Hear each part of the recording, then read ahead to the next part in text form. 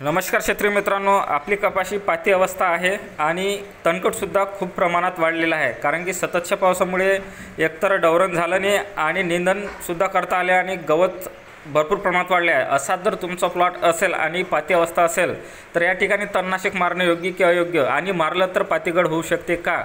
तर आपण या ठिकाणी आपला प्लॉटमध्ये या ठिकाणी तणनाशकाची फवारणी घेणार आहोत आणि ते कुठलं घेतलं पाहिजे, ठीक आहे.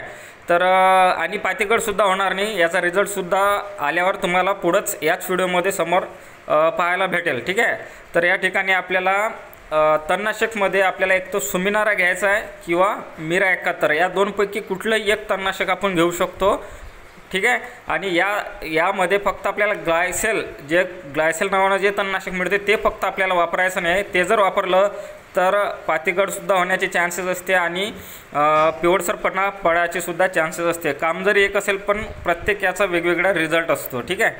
तर या ठिकाणी आहे सुमिनारा किंवा मिरा 71 घ्यायचं. त्याच्यामुळे अजिबात पातीगळ होणार नाही, प्लॉट पिवळा पडणार नाही आणि काहीच फरक कपाशीवर जाणवणार नाही, ठीक आहे. तर अशा पद्धतीनं आपण या ठिकाणी तणनाशकाची फवारणी घेणार आहोत आणि त्याचबरोबर काय रिझल्ट आला ते सुद्धा आपण या समोरच समजा 4 दिवसानंतर व्हिडिओ बनवू. याच व्हिडिओला अटॅच करून तो व्हिडिओसुद्धा आपण अपलोड करणार आहे.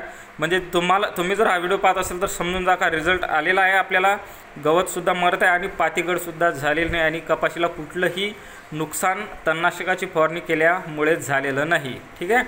तर आपण या ठिकाणी आता तणनाशकाची 100 ml हिशोबाने प्रतिपंप 100 ml या हिशोबाने आपण फवारणी करणार आहोत.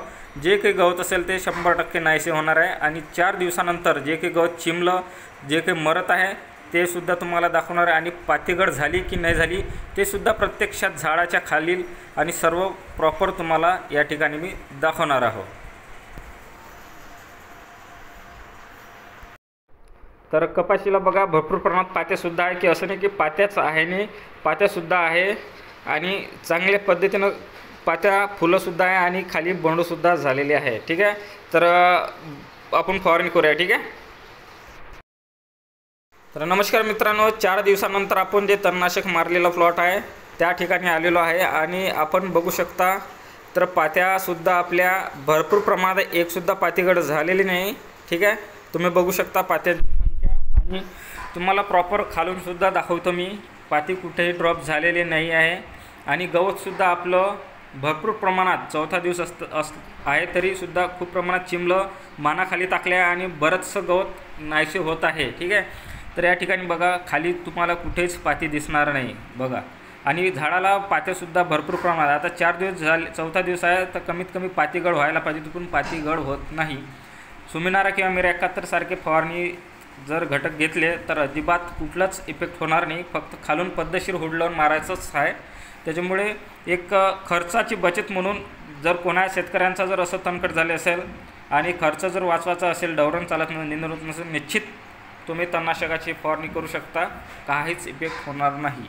हा म्हणजे एक अनुभव आहे म्हणून हा व्हिडिओ मी शेअर करत आहे यूट्यूबला, ठीक आहे.